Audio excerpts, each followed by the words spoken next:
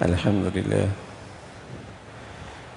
لله والصلاة والسلام على سيدنا محمد وعلى آله وأصحابه أجمعين.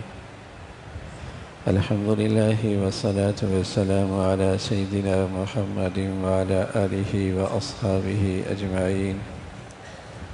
أما بعد فأعوذ بالله من الشيطان الرجيم. بسم الله الرحمن الرحيم. كتب عليكم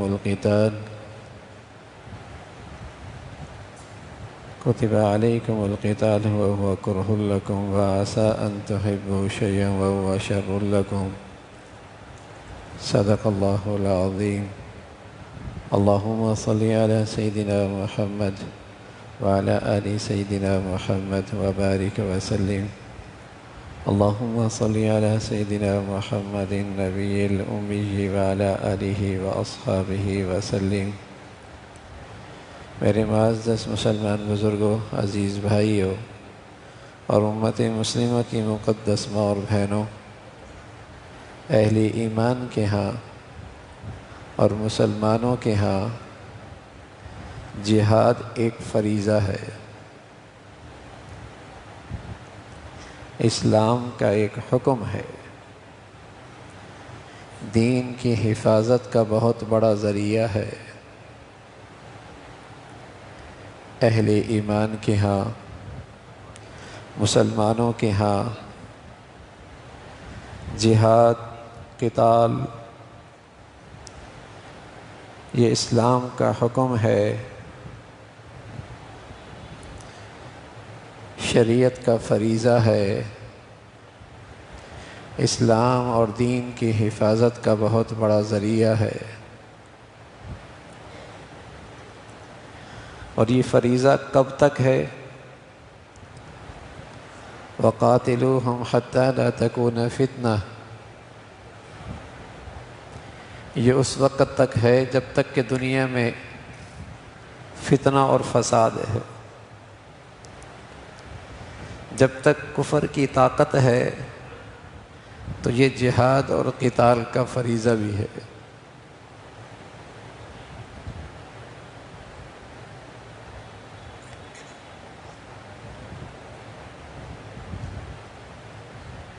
اس کا مقام کیا ہے؟ اسلام میں اس کی شان کیا ہے؟ ان اللہ یحب الذین یقاتلون فی سبیلہ صفا کأنہم بنیان مرصوص۔ اللہ تعالیٰ ان لوگوں سے محبت فرماتے ہیں جو اس کے راستے میں قتال اور جہاد کرتے ہیں، صفیں بنا کر، جیسے سیسہ پلائی ہوئی دیوار۔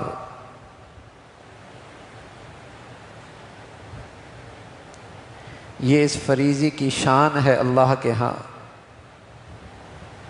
ان اللہ یحب الذین یقاتلون فی سبیلہ صفا کأنہم بنیان مرصوص۔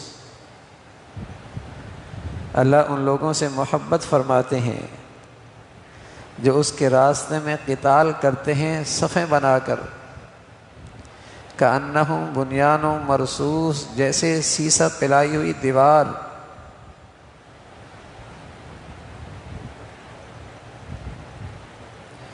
اس فریضے کی کیا عظمت ہے! ان اللہ اشتری من المؤمنین انفسہم واموالہم بان لہم الجنہ۔ اللہ تعالیٰ نے مسلمانوں سے ان کی جان اور ان کے مال کا سودا کر لیا ہے، اور اس کی قیمت لگائی ہے جنت۔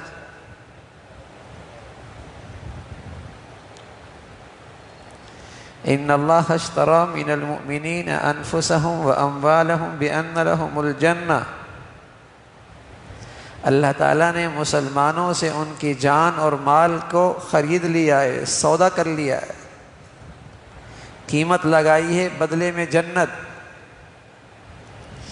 یقاتلون فی سبیل اللہ، وہ اللہ کے راستے میں قتال کرتے ہیں، فیقتلون، قتل کرتے ہیں اور قتل ہو جاتے ہیں۔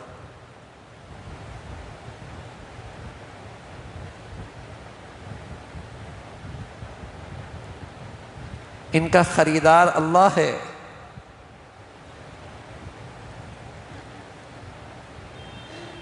یہ گراں مال ہے، قیمتی جانیں ہیں جن کا سودا اللہ تعالیٰ کرتے ہیں،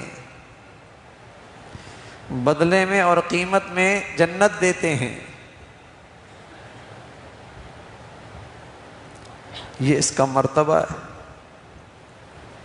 یہ اس فریضے کی شان ہے۔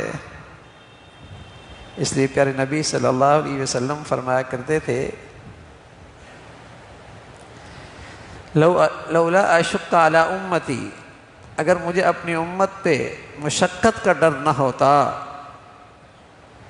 تو میں کسی جہادی دستے سے پیچھے نہ رہتا، کسی دیہاتی دستے سے پیچھے نہ رہتا۔ اور پھر آپ علیہ الصلوۃ والسلام فرمانے لگے، لوددت، میری چاہت یہ ہے اللہ کے راستے میں شہید ہو جاؤں اور پھر زندہ کیا جاؤں اور پھر شہید ہوں اور پھر زندہ کیا جاؤں اور پھر شہید ہوں۔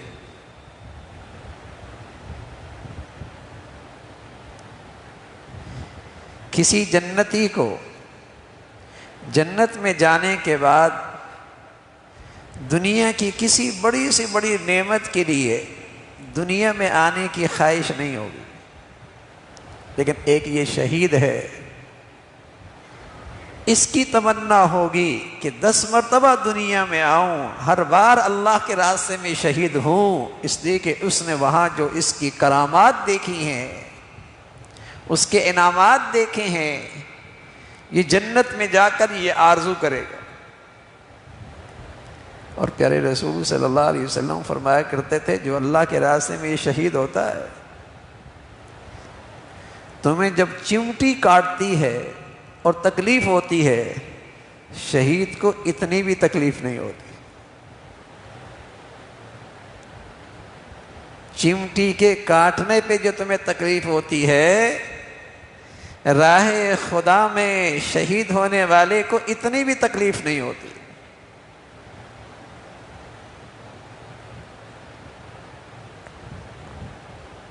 موت کے وقت کسی مسلمان کو جو سب سے بڑی سعادت مل سکتی ہے وہ شہادت کا منصب ہے۔ اس لیے اللہ کے پیغمبر آرزو کیا کرتے تھے، اور پھر امام الانبیاء جو صرف نبوت نہیں ان کے پاس آخری نبوت ہے اور نبیوں کے امام، ان کی آرزو شہادت۔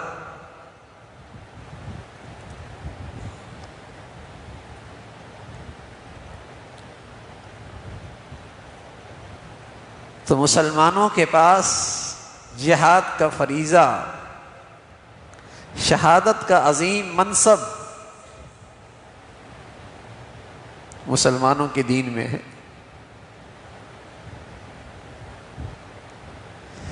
پھر بتایا کہ اس فریضے کی فوائد کیا ہیں۔ قاتلوہم یعذبہم اللہ بایدیکم، اس فریضے کی فوائد یہ ہیں کہ سب سے پہلا فائدہ یہ ہے کہ اللہ تمہارے ہاتھوں سے کافروں کو عذاب دیتا ہے۔ جو کام پہلے فرشتے کرتے تھے وہ اللہ تعالیٰ تم سے لے گا۔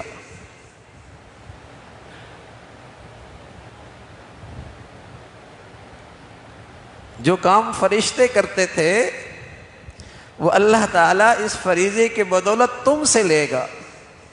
یعذبہم اللہ بایدیکم۔ دوسرا فائدہ ویخزیہم، اس فریضے کے بدولت اللہ کفار کو رسوا کر دے گا، ذلیل کر دے گا۔ کوئی ان کی شکل و صورت نہیں بنائے گا، کوئی ان جیسا لباس پوشاک نہیں پہنے گا، کوئی ان جیسی تہذیب اور زندگی اختیار نہیں کرے گا۔ بتائیے کوئی بھنگی کا بھی لباس پہنتا ہے؟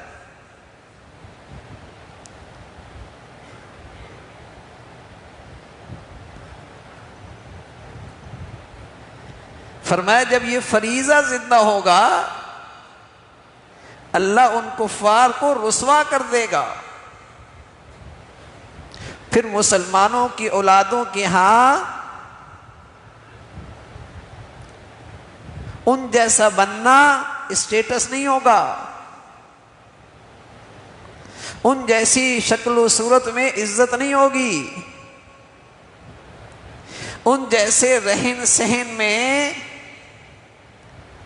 اپنی عزت نہیں سمجھیں گے۔ اس فریضے کی بدولت اللہ انہیں رسوا کر دے گا۔ يُعَذِّبُهُمُ اللَّهُ بِأَيْدِيكُمْ وَيُخْزِهِمْ وَيَنْصُرُكُمْ۔ اس فریضے کی بدولت تیسرا فائدہ یہ ہے کہ اللہ کی مدد اور نصرت ہوگی۔ جب تم اس فریضے کے لیے کھڑے ہوگے تمہیں نظر آئے گا اللہ ہے، تمہیں نظر آئے گا اللہ تعالیٰ موجود ہیں، نظر آئے گا۔ پوچھو نا غزہ کے مسلمانوں سے، انہیں اللہ نظر آتا ہے۔ جو اس فریضے کو زندہ کرے گا وہ اللہ کی مدد اور نصرت کے مناظر دیکھے گا، اس کے قدرت کے عجائبات دیکھے گا، وہ کہے گا اللہ ہے۔ ہمارے پڑوس میں ایک تاریخ ہے جہاد کی افغانستان میں، تو غیر مسلم جو صحافی وہاں رپورٹنگ کے لیے آیا کرتے تھے وہ بھی کہہ اٹھتے تھے کہ اس سرزمین پر ہمیں اللہ نظر آتا ہے۔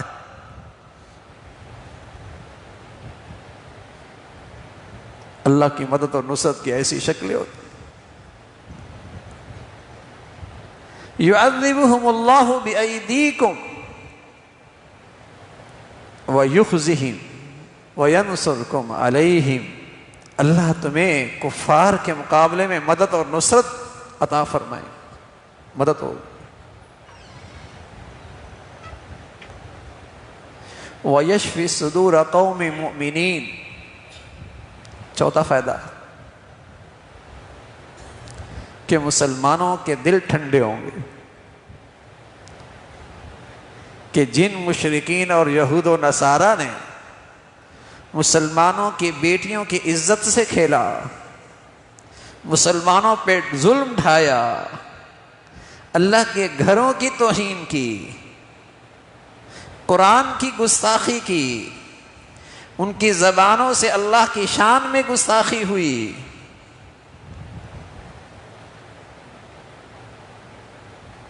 جب وہ مرتے ہیں اور ذبح ہوتے ہیں تو مسلمانوں کے دل ٹھنڈے ہوتے ہیں۔ وَيَشْفِ صُدُورَ قَوْمِ مُؤْمِنِينَ۔ پانچواں فائدہ وَيُذْهِبْ غَيْظَ قُلُوبِهِمْ۔ جو مسلمانوں کے دلوں میں ان کے لیے غضب ہے، غصہ ہے، اسے کچھ راحت ملتی ہے، کچھ سکون آتا ہے۔ بتائیے نا، جب افواج پاکستان نے اللہ کا نام لے کر اس مشرک بنیا کے مقابلے میں اللہ کا نام بلند کیا اور بنیان و مرصوص اللہ کے کلام کو اس کارروائی کی بنیاد بنایا، تو بتائیے مسلمانوں میں کتنی خوشی ہے۔ نہ صرف اہل وطن میں، پورے عالم اسلام میں کوئی تفریق نہیں، عربی، اجمی، کالا، گورا، کسی بھی بر اعظم کا اگر ایمان والا ہے، وَيَشْفِ صُدُورَ قَوْمِ مُؤْمِنِينَ، خوشی ہے ان کے دلوں، اور ان کے دلوں میں جو غیظ و غضب تھا اسے راحت ملی ہے، اسے راحت ملی ہے۔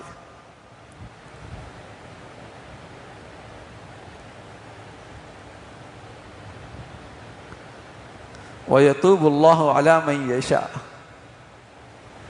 چھٹی چیز، جب کفر ٹوٹے گا، جب کفر کی طاقت ختم ہوگی، جب کفر کی زندگی دنیا میں اسٹیٹس نہیں رہے گی، رسوائی کا نشان بن جائے گی، تو بہت سارے کفار کو بھی اسلام کی توفیق ہو جائے گی۔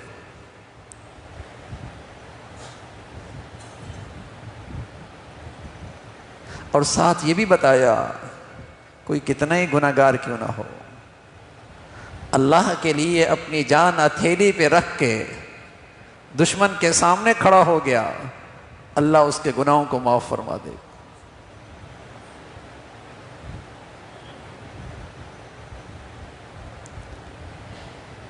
یہ اس فریضے کے فوائد، برکات، ثمرات۔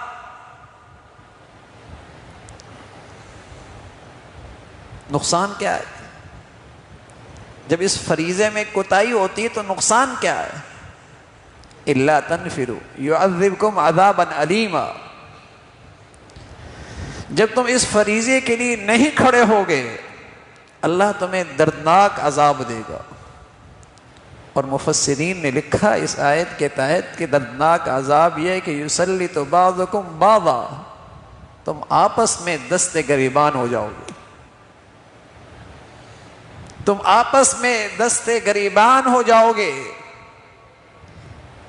وطنیت کے نام پر، لسانیت کے نام پر، علاقیت کے نام پر، فرقوں کے نام پر ہم ایک دوسروں کی گردنیں کاٹو گے۔ یہ عذاب ہے اللہ کا۔ دیکھیے نا، اللہ کے نام پہ کھڑی ہوئی پوری قوم متحد ہو گئی۔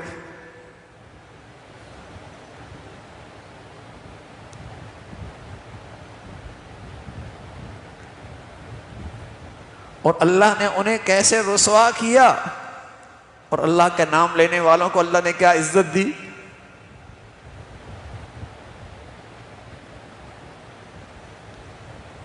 فرمایا یعذبکم عذابا علیما، اگر اس فریضے کو یہ امت چھوڑے گی، بہم دست گریبان ہو جاؤ گے۔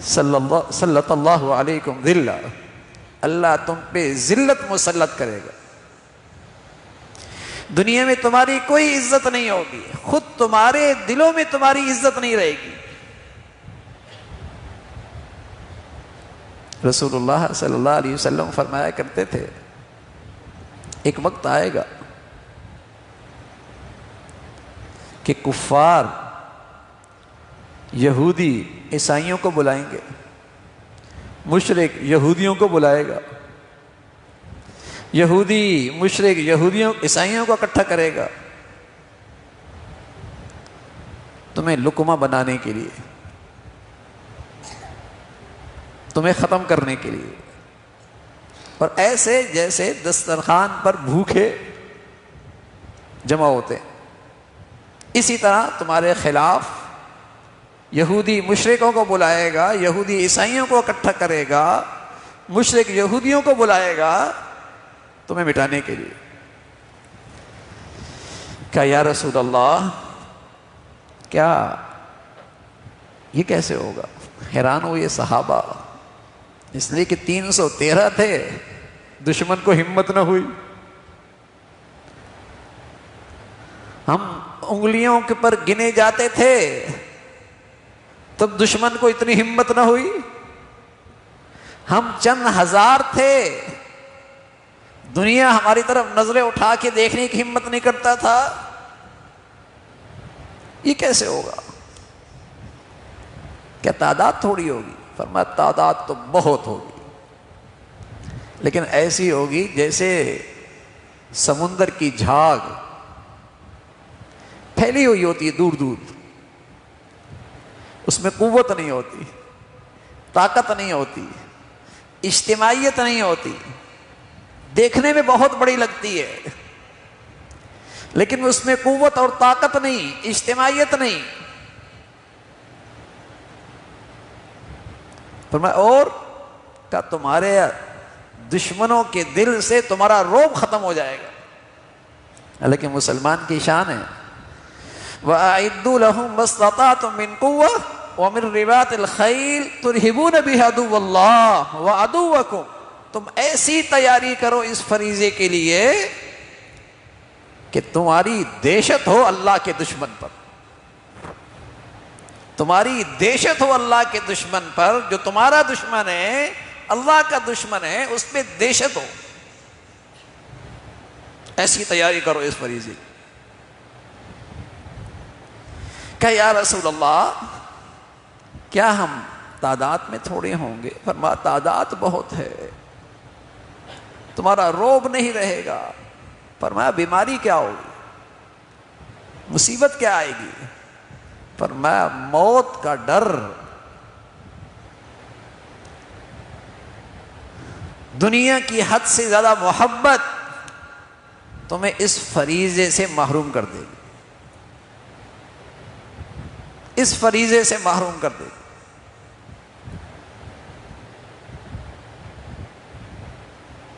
اس سے تو اسلام کی شان و شوکت تھی،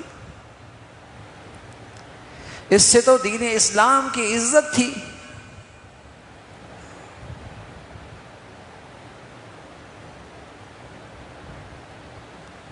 اللہ نے ان چند دنوں کے اندر ہمیں دکھایا کہ وہ مشرک اسلامی دنیا پہ جب حملہ آور ہوتا ہے، یا یہودی مسلمانوں پہ حملہ آور ہوتا ہے، تو سب سے پہلے مساجد پہ حملہ آور ہوتا ہے، دین کے مراکز پہ حملہ آور ہوتا ہے، اور وہ اس طاقتور آواز کو خاموش کرنا چاہتا ہے جو اس فریضے کے لیے آواز بلند کرتا ہے۔ بلکہ آپ کا یہ کراچی اس کے لیے گواہ ہے، یہاں حضرات علماء کی کتنی لاشیں گری ہیں، وہ سارے وہ علماء تھے جو حق گوہ تھے، دین اسلام کے صحیح ترجمان تھے، حقانی علماء تھے، اس لیے کہ دشمن جانتا ہے کہ اگر اس امت کو رسوا کرنا ہے تو ایسی طاقتور آوازوں کو دبا دو، ختم کر دو۔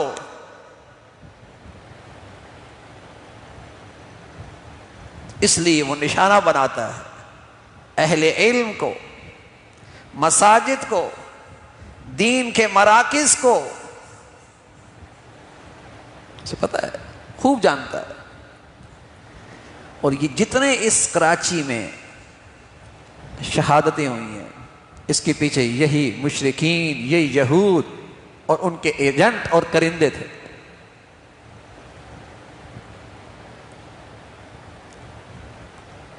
اس لیے کہ وہ اس فریضے کے لیے دین اسلام کی ترجمانی میں ایک طاقتور آوازیں تھی۔ اور آج بھی دشمن کی گولیوں کا نشان، توپوں کا نشان، حملوں کا نشان ایسے ہی لوگ ہیں، ایسی مراکز ہیں۔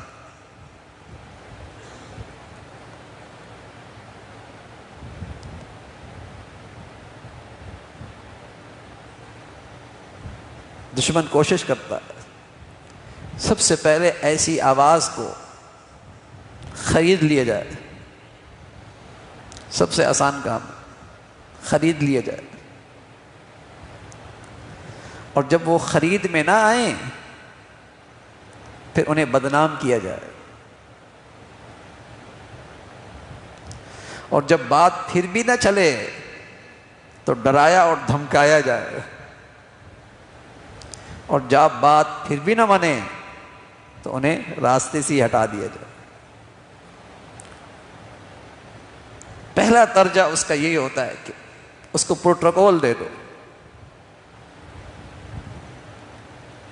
اس کو نواز دو، اس کو دنیا پرست بنا دو۔ یہ سب سے آسان راستہ ہے، اس کے پیچھے خطرات نہیں ہیں۔ لیکن جب وہ اتنا طاقتور رہے اور حق گو ہے کہ دنیا کی ساری دولت بھی اکٹھی ہو جائے وہ منڈی میں بکنے والا مال نہیں ہے، کوئی اسے نہیں خرید سکتا. پھر دوسری کوشش، بدنام کر دو، دہشت گرد، انتہا پسند، تاریخ خیال.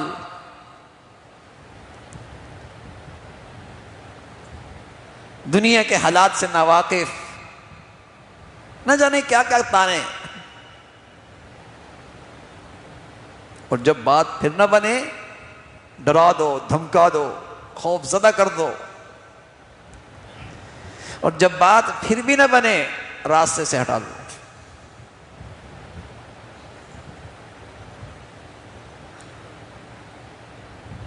لیکن میرے عزیزو، اللہ کے راستے میں مال لگ جائے، عزت لگ جائے، جان لگ جائے، جس کا لگے قسم خدا کی خوش نصیب ہے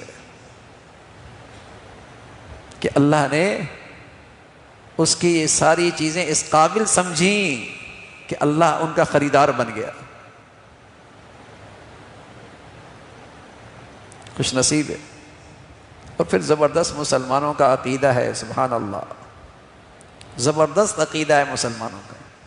اس عقیدے کے ساتھ کبھی مسلمان بزدل نہیں ہو سکتے، اور اس عقیدے کے ساتھ کبھی مسلمان بکاؤ مال نہیں ہو سکتا.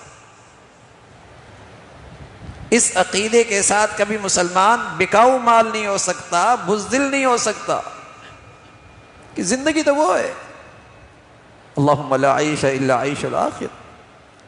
زندگی تو وہ زندگی ہے.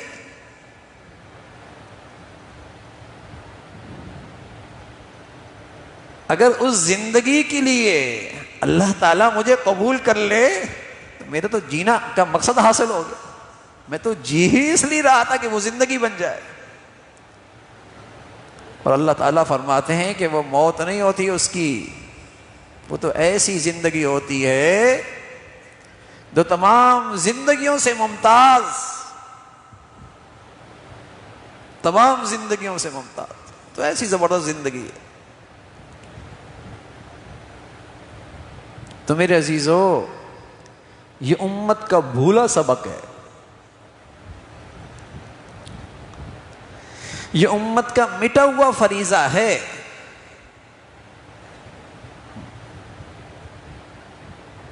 مٹا ہوا فریضہ ہے، بھولا ہوا سبق ہے. ہاں، ہر کوئی میدان میں نہیں کھڑا ہوتا، کوئی اس کے لیے سامان بیچ رہا ہوتا ہے، کوئی اس کے لیے وسائل مہیا کر رہا ہوتا ہے، کوئی اس کی ضروریات پورا کر رہا ہوتا ہے، کوئی پیچھے رہنے والوں کا خیال رکھ رہا ہوتا ہے، ان کے بال بچوں کا. یہ سب اس فریضے کو پورا کرنے میں لگی ہوئی ہیں.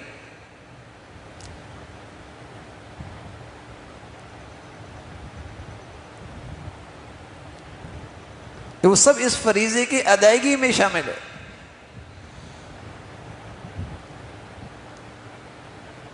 تو ہم نے اپنی آنکھوں سے ان چند دنوں میں دیکھا میرے عزیزو کہ آپ کا ملک کا کیا سے کیا ہو گیا ہے. کہاں دنیا آپ کو کوئی عزت دینے کے لیے تیار نہیں تھی، اور کہاں پورے عالم اسلام کے مسلمانوں کے دلوں میں آنکھوں کا آپ تارا بن گئے، اور کفار کی آنکھیں کھل گئی ہیں. یہ کیا ہو گیا ہے؟ کیوں؟ آپ نے اللہ کا نام لیا، آپ اللہ کا نام لے کر کھڑے ہوئی ہیں، آپ نے نعرہ تکبیر لگایا ہے،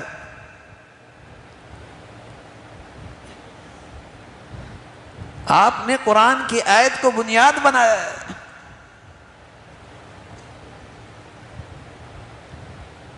اللہ نے مدد فرمائی، منظر ہی بدل گیا. وہ ہندو بنیا، اس کی تو نیندیں اڑ گئی، اس کے وہم و گمان میں بھی نہیں تھا کہ ایسا بھی ہو سکتا ہے، ایسا زوردار تھپڑ بھی لگ سکتا ہے، ایسی رسوائی بھی ہو سکتی ہے. اور سچ یہ ہے کہ مسلمان اس فریضہ جہاد کے کرتے ہوئے اللہ کا نام لے کر جب کھڑا ہوتا ہے کبھی شکست نہیں کھاتا، کبھی شکست نہیں. یا تو وہ فاتح بنتا ہے، غازی بنتا ہے، یا شہادت ملتی ہے، دونوں حال میں وہ کامیاب ہے۔ مسلمانوں کو آپ کو کبھی بھی اسلامی دنیا میں کہیں بھی آپ کو شکست نظر آئی، یا تو وہ قیادت کا نفاق ہوتا ہے، قیادت کی بزدلی ہوتی ہے، قیادت کی غداری ہوتی ہے۔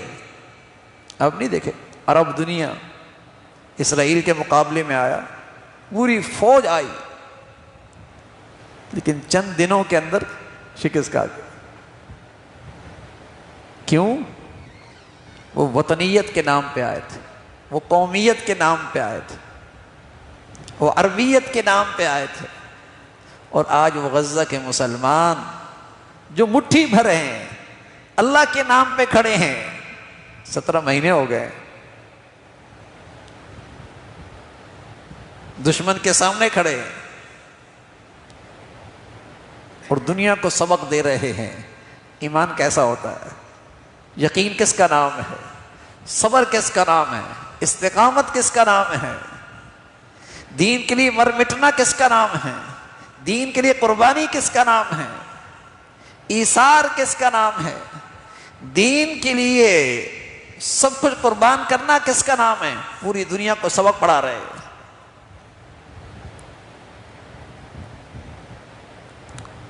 انہوں نے درسگاہ کھولی ہوئی ہے، انہوں نے درسگاہ کھولی ہوئی ہے، دنیا کو سبق، مسلمانوں کو سبق پڑھا رہے ہیں کہ ایمان اس کا نام ہے، یقین اس کا نام ہے، اللہ کی ذات پہ بھروسہ اس کا نام ہے، صبر استقامت کس کا نام ہے، اللہ کے لیے قربانی دینا اس کا نام ہے۔ پوری دنیا کو پیغام دے رہے ہیں، سبق پڑھا رہے ہیں۔ تو میرے عزیزو، اللہ نے مسلمانوں کو دنیا میں عزت کے لیے بھیجا ہے، رسوا کرنے کے لیے نہیں بھیجا۔ دنیا میں اللہ نے مسلمانوں کو ناکامی کے لیے نہیں بھیجا، کامیاب کرنے کے لیے بھیجا ہے۔ اللہ نے دنیا میں مسلمانوں کو رسوا کرنے کے لیے نہیں بھیجا بھائی، عزت کے لیے بھیجا۔ اللہ نے دنیا میں مسلمانوں کو غلام بننے کے لیے نہیں بھیجا، ذلت کے ساتھ رہنے کے لیے نہیں بھیجا۔ اللہ نے دنیا میں مسلمانوں کو اللہ کا خلیفہ، اللہ کا نائب بنا کر بھیجا ہے۔ اللہ نے مسلمانوں کو دنیا سے بھیک مانگنے کے لیے نہیں بھیجا، اللہ نے دنیا میں مسلمانوں کو بھیجا، جاؤ دنیا کو زندگی کا طریقہ سکھاؤ، زندگی گزاری کیسی جاتی ہے۔ صحابہ فرمایا کرتے تھے رضی اللہ تعالی عنہ، اعزنا اللہ بالاسلام، ہم تو گرے پڑے تھے، اونٹ کا خشک گوشت مہینوں کا رکھا ہوا وہ استعمال کیا کرتے تھے، روکھا سوکھا کھانا ہوتا تھا، پھٹے پرانے کپڑے ہوتے تھے، کھجورے سے بنی ہوئی چٹائی ہوتی تھی، اسی پتوں سے بنا ہوا سرانہ ہوتا تھا، کچے پتھر ہوا کرتے تھے۔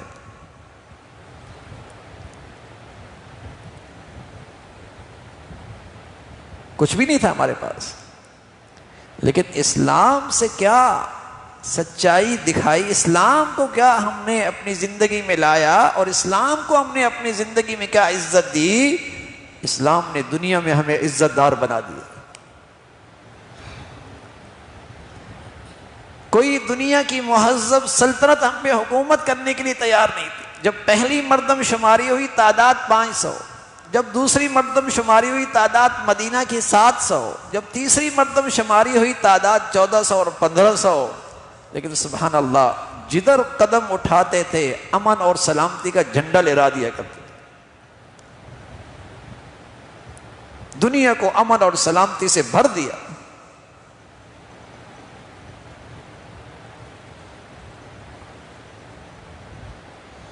فریضے کی برکت ہے، اس جہاد کی برکت ہے کہ جب جسم میں ناسور ہو جائے نا اس کو کاٹنا پڑتا ہے ورنہ پورا جسم خراب ہو جائے گا۔ اس فریضے کی برکت سے جو کفر کا شر اور فساد دنیا میں پھیلتا ہے اس ناسور کو کاٹ دیا جاتا ہے تاکہ پورا انسانی معاشرہ، انسانی سوسائٹی، اس انسانی دنیا کہیں فساد کا شکار نہ ہو جائے۔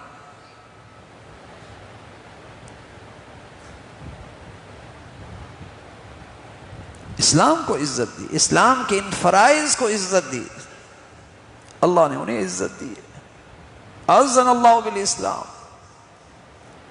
اور رسول حضرت عمر فرمایا کرتے تھے وَمَن يَبْحَثْ دُونَهُ أَذَلَّهُ اللَّهُ، اگر تم نے اس نعمت اسلام کی قدر نہ کی اور اس زندگی کی قدر نہ کی اور اللہ کے اس انعام کو تم نے نہ پہچانا اور اس نعمت کا اگر تم نے حق نہ ادا کیا، اللہ تمہیں رسوا کر دے، تم پھر دنیا میں ذلیل و رسوا ہو جاؤ۔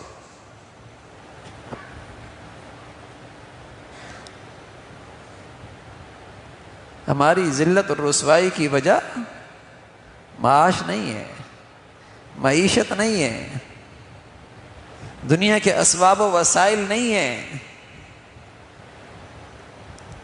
ہمارے اسلاف میں، آباء و اجداد میں تو وہ ان چیزوں میں ہم سے بھی بہت پیچھے تھے، لیکن دنیا میں ان کی عزت کا ڈنکا بجا ایمان تھا نا، ایمان کی سچائی تھی، دین اسلام کی ان کے دلوں میں قدر و منزلت تھی، دنیا میں ڈنکا بجا۔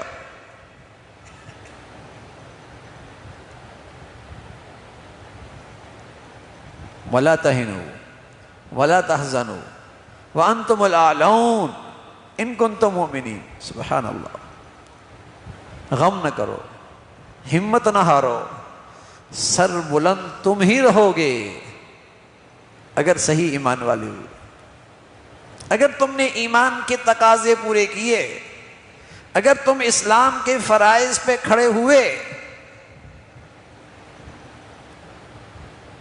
ہمت نہ ہارو، غم نہ کرو، غالب تم ہی رہو گے۔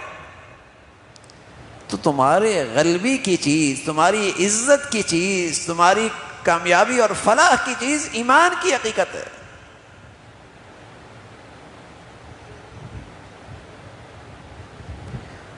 وہ چند 100 تھے اور ان کے پاس کچھ نہیں تھا اور وہ دنیا میں سب کچھ ہو گئے اور چھا گئے، اور آج اربوں میں اور سب کچھ ہے لیکن وزن کہیں نہیں۔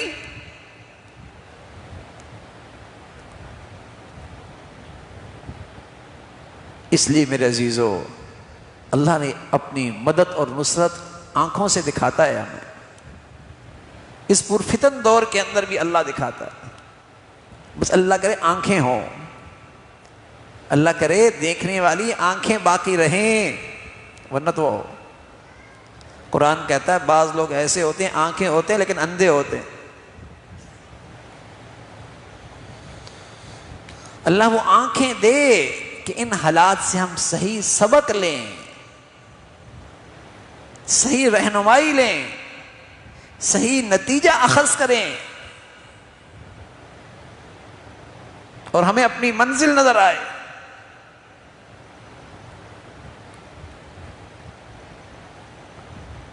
اللہ تعالیٰ نے دکھاتے ہیں یہ،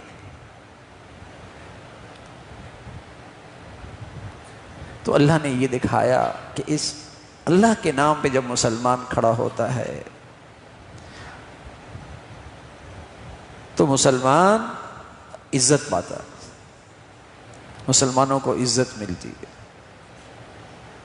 اور مسلمانوں کے اندر یکجہتی آتی ہے، اتفاق آتا ہے۔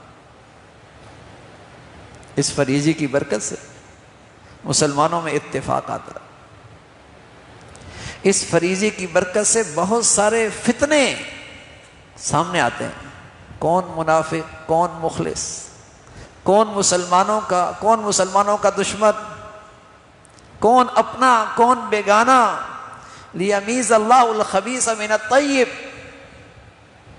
کھل کے سامنے آ جاتے اس فریضے کی برکت سے۔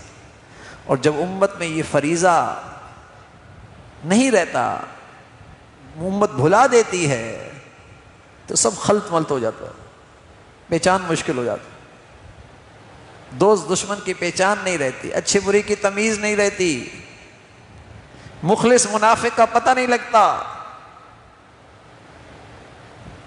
اس فریضے کی برکت۔ تو میرے عزیزو، اسلام ایک مکمل دین ہے، ایک مکمل زندگی ہے، جس کے اندر اللہ نے اس دنیا اور آخرت کی فلاح رکھی ہے، جس میں اللہ نے مسلمانوں کی عزت اور عروج رکھا ہے، جس میں اللہ تعالیٰ نے مسلمانوں کی کامیابی اور فتوحات رکھی ہیں۔ جب مسلمان اس پورے دین پہ چلتا ہے پھر اس کی برکتیں ملتی ہیں۔ اللہ تعالیٰ ہمیں نعمت اسلام کی قدر نصیب فرمائے، اس فریضے کی اہمیت نصیب فرمائے۔ وآخر دعوانا ان الحمد للہ رب العالمین۔ اللہم لک الحمد کلو ولک الشکر کلو، اللہم لک الحمد کلو ولک الشکر کلو، اللہم لک الحمد کلو ولک الشکر کلو، سبحان اللہ وبحمدہ، سبحان اللہ العظیم، سبحان اللہ وبحمدہ، سبحان اللہ العظیم، عدد خلقہ وزنۃ عرشہ ورضا نفسہ ومداد کلماتہ۔ اللہم لا نحصی ثناء علیک انت کما اثنیت علی نفسک، اللہم اعنا علی ذکرک وشکرک وحسن عبادتک، اللہم اعنا علی ذکرک وشکرک وحسن عبادتک، یا حی یا قیوم برحمتک نستغیث، اصلح لنا شأننا کلہ ولا تکلنا الی انفسنا طرفۃ عین، یا حی یا قیوم برحمتک نستغیث، اصلح لنا شأننا کلہ ولا تکلنا الی انفسنا طرفۃ عین، یا ارحم الراحمین۔ جو کچھ کہا سنا عمل کی توفیق نصیب فرما، ایمان والی، عافیت والی، صحت والی زندگی عطا فرما۔ اے مولا کریم، اپنی پسند کا جینا نصیب فرما، اپنی پسند کی زندگی عطا فرما، اپنی پسند کی موت نصیب فرما۔ اے مولا کریم، جیسے آپ زندگی چاہتے ہیں ویسی نصیب فرما، جیسے خاتمہ چاہتے ہیں مولا ویسا نصیب فرما۔ اپنے فضل سے مولا کریم ایمان کی حقیقت عطا فرما، یا ارحم الراحمین، ایمان کی حقیقت عطا فرما، ایمان والی صفات عطا فرما۔ یا ارحم الراحمین، ہمارے بچے بچیوں کو بھی ایمان کی حقیقت عطا فرما، ایمان والی صفات نصیب فرما، ایمان والے جذبات عطا فرما، ایمان والے اخلاق عطا فرما۔ یا ارحم الراحمین، دنیا کی حد سے زیادہ محبت کی فتنے سے محفوظ فرما۔ اے مولا کریم، دنیا کے فتنوں سے ہم سب کی حفاظت فرما، ہمارے بچے بچیوں کی حفاظت فرما۔ یا ارحم الراحمین، ہمارے بچے بچیوں کو نیکیوں کا شوق ذوق نصیب فرما، نیکوں سے تعلق نصیب فرما، نیکوں کی عظمت صحبت نصیب فرما، برائی سے محفوظ فرما، بروں سے محفوظ فرما، ظاہری باطنی فتنوں سے محفوظ فرما۔ یا ارحم الراحمین، اپنے حبیب صلی اللہ علیہ وسلم کی سچی محبت عطا فرما، اور جو تیرے پیارے ہیں ان کی عظمت محبت صحبت نصیب فرما۔ یا ارحم الراحمین، اپنے فضل سے تمام حاضرین حاضرات، سامعین سامعات کی تمام جائز حاجات کو پورا فرما، مشکلات کو آسان فرما، پریشانیوں کو ختم فرما، حادثات سانحات موذی اور دہ پار بیماریوں سے، اسپتالوں کی زندگی سے محفوظ فرما۔